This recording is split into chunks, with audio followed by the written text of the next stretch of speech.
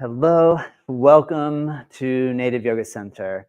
My name is Todd McLaughlin, and here I am in Juno Beach, Florida. And today I want to give you modification techniques and tips for how to modify poses in the Ashtanga Yoga Primary Series.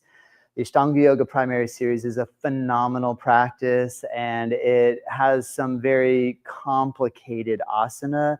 And if you're new to Ashtanga, or there's a chance that maybe you've experienced an injury and therefore you need to modify the way you do certain positions, during this tutorial, I want to cover some of the more difficult postures, such as Janusirsasana C, head to knee C version, Marichyasana B and D, Supta Kurmasana, and Kukkutasana. Supta Kurmasana, sleeping turtle. Kukkutasana is rooster pose. All right, tongue twister. So on that note, the first one that I want to point out is the one called Janusirsasana C. Janusirsasana C is this pose where we grab, in this case, my right heel with my left hand, take the right hand, weave under, dorsiflex the ankle, pull back on the toes, draw the heel toward the navel, bring the ball of the foot down to the floor and the knee toward the ground, and reach forward and grab a hold of the left foot and fold the body forward.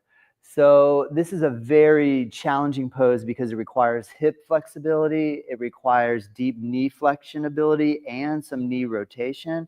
It also requires having very flexible Achilles and calf muscle to be able to get the ankle to dorsiflex, and it also requires the ability to really stretch the toes back and to put all that together into a very deep rotational stretch. So one way that you can modify this is to not focus on the ankle, don't focus on the knee, focus on the hip first. The hip is the largest joint in the chain. And so with that being said, we can work what's called external rotation.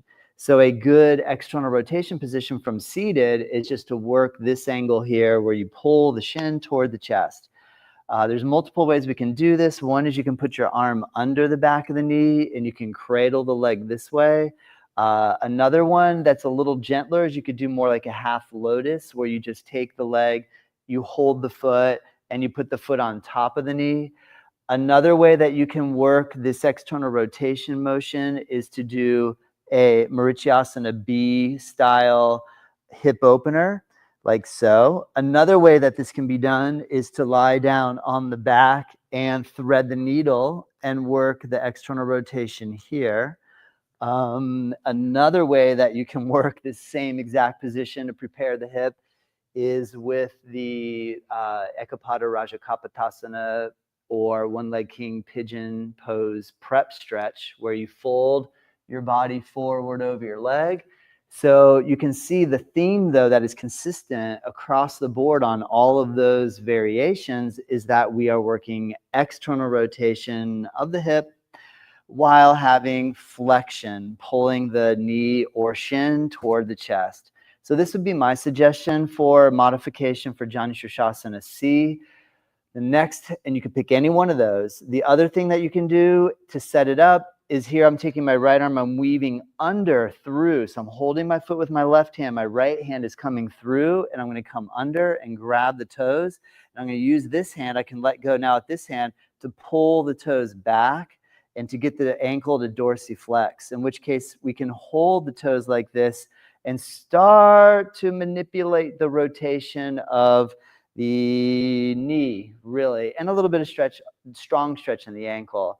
So this is basically a way to start to slowly work. And another thing that can be done too to make that part much easier is to take a block and to sit on top of the block and to work that rotation motion while lifted, and it makes it a lot easier to start to get the ability to be able to bring the foot down in this sort of position.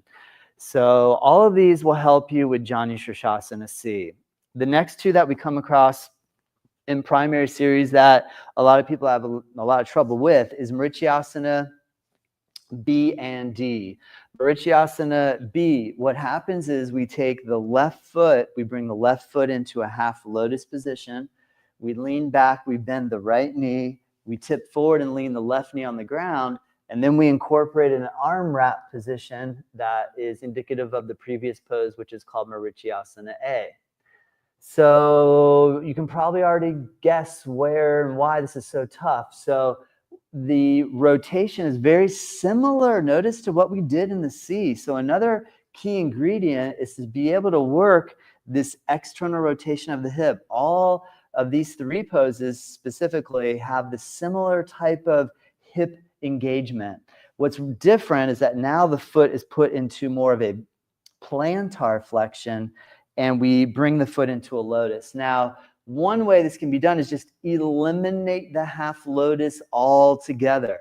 If you've just had a recent knee surgery, or you're lined up to go have a knee surgery, or you tore a ligament in the knee and you need to be gentle with it because it hurts, then I suggest don't put a ton of pressure on it. Do a gentle bend where there's no pain, and you can imitate the arm wrap if that is an accessible range of motion for you as is. It could be that you just hold your knee like this and come forward.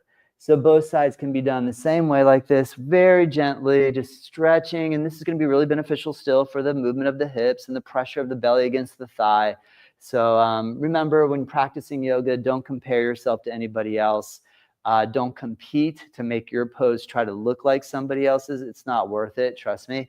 All right, now the other way that you can go, because we eventually want to start to open up this hip, is we can do this position here where we start working the rotational motion of the hip while leveraging pressure of the foot against the thigh bone or the femur. So this is another really good way. And then again, because of all the positions that I showed you in the Janusirsasana C, you can do this again from a thread the needle position. So all of those are going to help. And now everything I'm showing you here applies the same rules to Marichyasana D. Marichyasana D is where we take the foot into the lotus position, we bend the knee up, and then we try to twist and wrap this arm all the way around. Now that puts excessive pressure on this knee, ankle, and hip. So the way that can be done is just taking this foot, bending it like we just did in B, and you can work the twist with your arm, either holding the knee or placing the arm here. Also notice that I'm leveraging off of my back hand. So I'm leaning against my hand, pushing against that to get forward, grabbing the knee and working the twist. And this is a very reasonable way to modify Marichyasana D, especially if you have knee pain, and especially if it really kills your ankle when you try to do it. To be honest, that the more you do it and the more you work on it and you're very gentle and slow and attentive to detail, it opens up. And before you know it, you are able to do it. But there's certain situations where we just don't even need to worry about trying to master binding in that pose. And this is my opinion. You can take my opinion or you can leave it. All right, so Marichyasana B or Marichyasana D. And then remember, you can do Marichyasana B with this shape, and you can do Marichyasana D with the twist in this shape. So same rules apply on the other side. Marichyasana B with the half lotus position, loose. Marichyasana D, maintaining the half lotus position with a twist. All right, the next one we come up against is called Supta Kurmasana. Very difficult, challenging, leg behind the head pose with arms wrapped behind. For most of us, inaccessible, and will only come through years of dedicated practice and study and with solid instruction. So Kurmasana, the pose that presupposes it is, or comes before it, is where we have the arms straight and the legs straight. Now in Supta Kurmasana, we take the arms behind the back and we bring the feet together. And it gets way more complex than this one. It would be arms behind the back, catching the hands behind the back, and taking the left leg behind the head and the right leg behind the head, and being wrapped up in the sleeping turtle. What I recommend for you, if you're new to Ashtanga and you're looking for an easy way to modify this, take your feet together, take your arms, slide them under so you're going forward, and just work gently stretching your hips in this fashion here. Let me turn and do the same thing facing forward towards you. All it is just bringing the feet together, arms under, land your hands. You might be able to get your elbows on the floor and bring your head down towards your feet.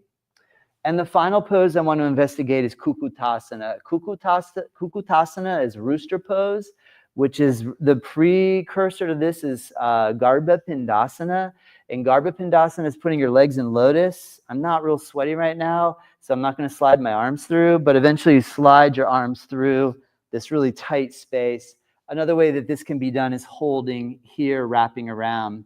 We roll around in a circle and we come into Kukkutasana, which in proper form is the arms through and you lift up on your hands. Now, for a lot of us, lotus, though, is inaccessible, especially on our first couple of Ashtanga Yoga classes. So what I recommend, sit cross legs, place your hands on the floor, tip your body forward, lift your knees up like you're trying to bring your knees to your chest, lean forward, push down, and just practice lifting your hips in the air. Another way that if you're having a really hard time getting your body up off the floor, you can take blocks and you lean on your hands, you push down, and you can start to work the feeling of success of being able to float your hips in the air. You can challenge this by lifting one foot in the air. You can challenge this by doing the same thing, lift the other foot in the air, and basically build this ability to lift up. So to recap, we can work our Janusirsasana C. We can do our Marichyasana B. We can do our Marichyasana D. We can work our Supta Kurmasana, and we can work our Kukkutasana in a very simple, safe, and fun way. It's possible, I promise you. And a big part of it really is just, there's a lot of different approaches in this method of yoga.